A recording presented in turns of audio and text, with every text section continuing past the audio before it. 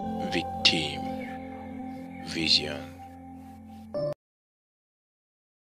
Bonjour, bienvenue sur Victime Vision. Aujourd'hui, nous allons vous parler du projet TER. TER, Train Express Régional. Un projet élaboré par le président Macky Sall pour le plan Sénégal émergent.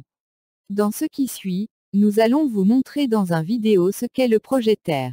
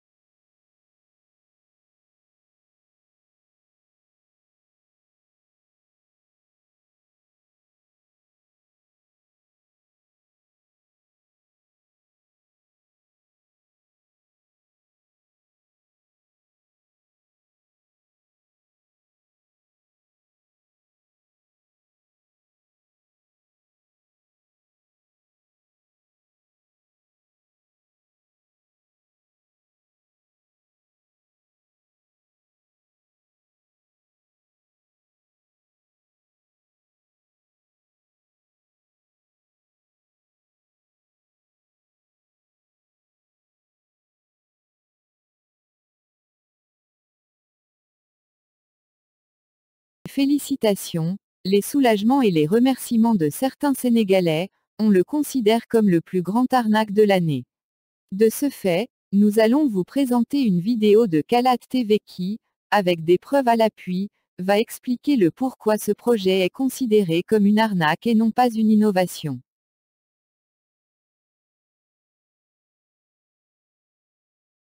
ba tax na TER bi bu weesu excitation yeeg bànneexu bi ñu bëgg a taxaw benn ci lan moo tax Sénégal créé TER projet bi fan la bàyyi ko junjoon nañ ko ci benn vidéo mais lu gàtt la woon mais dañ ciy revenir tey ak ay preuve ci ni mu gën a yaatoo financement bi aussi daa ci ñëw ak conditions yi nga xamante ni teg nañ ko ni diw ak diw ñoo ko mën a jëfandikoo ndax mesures yooyu noonu dëppoo na ak suñu réalité. léegi lan moo jur TER yaakaar naa defoon nañ ci benn focus bu gàtt mais dañ ciy ñëwaat ngir fàttali ndax du ñëpp ko suivroon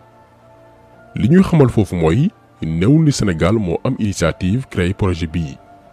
bokkul woon ci programme yoonu yokkute bi Macky Sall présenté Sénégalais yi ba mu yóotu jot réew mi bokkul ci PSE muy plan Sénégal émergent bi mu initié moom Macky Sall gannaaw bañ ko falee Sénégalais yi dañoo xëy rek dégg TER te xamuñ fu TER teeroo fi mu jugee nag mooy dafa am benn société française bu ñu naan Alstom di yëngu ci ay projet ferroviaire defar ay raay yu ni mel mais en 2015 ñu nekk ci yoonu daanu ameel américains yi 772 millions de dollars ñu dem ba ci biir ne fekk 2020 société bii di Alstom dafay ñàkk ay junni emploi ndax mënatul supporter mbir yi te en plus projet yi bareetul léegi pour sauver entreprise bi naka la ñuy def dañ ne dañuy dem ci dëkku Afrique yi comme que ñoom lépp lu ñu leen mën a teg ñu daal di koy tegoo 2016 François Hollande woolu Macky Sall proposé ko projet TER ne ko pourquoi pas nga teg projet bu mel nii Sénégal mais marché bi Alstom lañ koy jébbal ngir génne ko ci situation yi mu nekk Macky Sall tegu ci baat même année bi muy 2016 la ñu annoncé projet bii loo xam ni benn sénégalais xaaru ko woon moom Macky Sall mosu ko prévoir biñ koy door a annoncé dañ ne woon 568 milliards lay jar en 2016 ñu demaat ba ci biir entre 2017 et 2018 ne déedéet 780 milliards lay doon ñu doxalaat tuuti en 2019 ñu ne dafay dépasser 818 milliards moment bi ñuy def vidéo bii entreprise française yi nga xamante ni intervenir nañ ci projet bi ñoo ngi sàkku ci nguuru Sénégal mu signé ak ñoom ay avenant maanaam ay contrat de garantie balaa TER bi di tàmbali te contrat yooyu noonu ay dizaines de milliards la boo ko boole ci plus de 800 milliards yi ñu defagum dafay jege mbaa dépasser 1000 milliards di dem te contrat yooyu noonu bu nguuru Sénégal dëgëree bopp lànk bañ ko signé ndax yàqamti TER bi daw lan mooy xew ñoom entreprise yi nga xamante ni dañu intervenir ci projet TER bi dañuy dégager seeni responsabilité ci ëllëg bu jiyee amee ndax dañ naan TER bi amul woon certification kayit bi koy may muy yóbbu ak indi ay doomi aadama loolu seen yoon du ci nekk léegi dañuy ñëw ci capacité TER bi annoncé nañ ñu ni électricité maanaam courant dong moo koy dawal loolu amul c'est une fausse information naam mën na jël courant waaye comme que Sénégal lépp yembul ci wàllum électricité ngir mën koo alimenter suffisamment dañ ko def ay train bi mode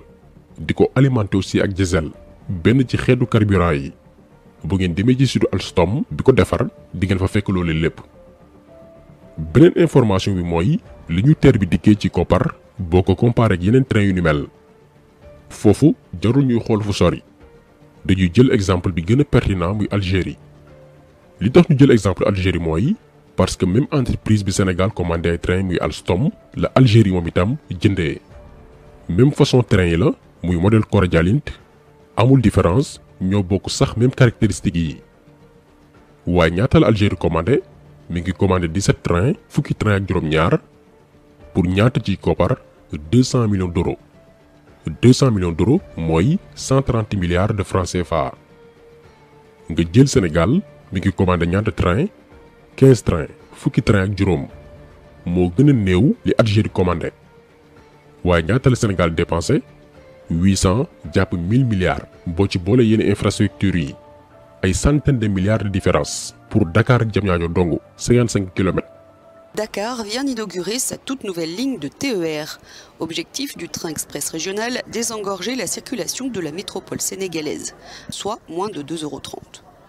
Il était 14 heures passées lundi lorsque le premier train s'était lancé pour son voyage inaugural. Cordialint, quand je faisais le projet, coûtait 1 milliard 666 millions. Pas 2 milliards. 1 milliard 666 millions. Je ne mens pas parce qu'il y a les documents d'Alstom. Ku weddi li may wax wooteel Alstom xam nga nu mu tudd xool ko ci net bi rek di nga xool Cordialint la jar bi ma jëkkee ñëw fii la fois dernière je n'osais pas venir parce que je me suis dit gaa ñi kat budget bi ñu def dafa bari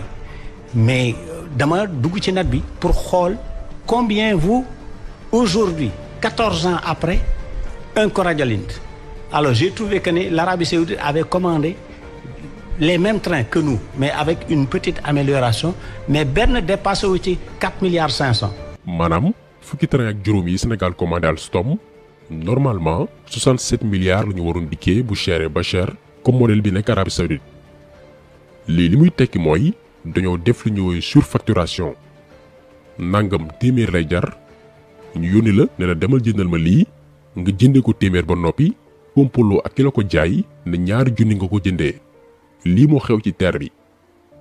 mais li gën a frustrant li gën a garaaw mooy ñun ñëpp xam nañu TER bi Dakar Diamniadio la te bu tàmbalee daw newu ni Dakar waa yëpp ko jëfandikoo mu coûté ñu entre 800 jàpp 1000 milliards mais Momar Gueye bi ngeen déglu sànq te doon liggéey Alstom dafa bindoon état bu Sénégal benn lettre bind projet bu mel ni TER bii train yoo xam ni Cordialint lay doon mais li ci gën a intéressant ci projet boobu mooy du pour waa Dakar dong mais dafay doon TER boo xamante ni dafay wër Sénégal gépp dafay déclarer chemin de fer yeneen région yi mën a dundaat am ay gare doomi aadama yi dafa def commerce ak yeneen i activité suñu économie mën a boosté wu projet bii la Momar Gueye bindoon mais xam ngeen pour ñaata pour 754 milliards loo xam ni moo gën a néew teeru Dakar Diamniadio bii 754 milliards pour Sénégal gépp. Les 754 milliards de budget man mi maa ko réalisé mu ngi nii ci document bi mu ngi nii c'est moi qui ai fait ça te loolu effectivement c'était pour refaire tout le chemin de fer sénégalais en grand écartement. taxul foofu. 754 milliards nga wax. Oui. Mais c'est le même montant que le secrétaire d'État bi amee réseau ferroviaire bi Abdou Ndéné Sall moom la wax mais malheureusement bi mu ko wax bi mu wax dafa ne Dakar Kidira. Dakar Kidira mu ngi nii moo ko wax dafa jëkkoon wax sax 507 milliards. Mais man le budget le projet que je lui ai donné moom en main bii c'était 754 milliards. Pour tout le réseau national. Tout le réseau national. dafa ni soxlawuma ndombal tànk benn ñaar politique gu ma ñett laajuma droit d'auteur ak yu ni mel maa ngi tedd macha allah def naa ñeent fukki at France di fa am salaire boo xamante ni mënuma ko am Sénégal dama bëgg léegi participer ci li jëmale sama réew kanam laajuma dërëm mu bind projet bi ba noppi envoyé ko présidence de la République boobu ñi ngi en 2016 ne leen bu dee wàllum accompagnement conseil maa ngi leen di déglu. faalewuñ ko mu jël téléphone am woote palais ñu ne ko jot nañ say courrier di nga am sa tontu mu toogaat diir déglu réaction mu dagg billet avion ñëw ba Sénégal demal boppam présidence de la République déposé ko fa physiquement ba tey ba sànq ci suba ba jamono jii ñuy wax ak yéen lijjantiwuñ ko faalewuñ ko. Depuis 2016 je lui ai adressé des courriers pour redresser la barre parce que c'est que nit ñi fi ñu leen demul fenn. J'ai écrit woote naa bind naa je suis allé même à la présidence plusieurs fois pour déposer mes courriers am déchargé mu ngi nii tous les courriers sont là tous les courriers sont là. Alors pour dire vrai il y a des journalistes qui sont au courant de ce truc-là. Oui. Il y a des députés qui sont au courant de ce problème-là que j'ai fréquenté pour leur parler. jàpp leen 750 milliards de francs CFA loo xam ne moo gën a tuuti téeméeri junni yoon la ñu dépensé ci teeru Dakar Diamniadio bii ngir Sénégal gépp mën ci jëriñoo yeneen régions yi mën a dundaat ak chemin de fer emploi yokk suñu njiit yi lànk parce que France mooy diriger France mooy jël ay décisions projet boo xam ni sénégalais moo ko bind projet boo xam ni dafay méngoog suñuy réalité sociale maanaam bépp doomi réew mi mën cee gis sa bopp te du am benn gàllankoor ci confort bi alors que bu fekkoon ne ab sénégalais moo piloté woon projet bii concevoir ko comme ku mel ni Momar Gueye mbaa yeneen sénégalais yi nga xamante ni am nañ expertise ci wàllum chemin de fer su ko defee Alstom même bu dee ni mooy gagné marché bi garaawul mais dafay sukkandiku comme ni ko Sénégal bëggee maanaam préparer train yoo xam ni dafay méngoog ñun suñu nekkin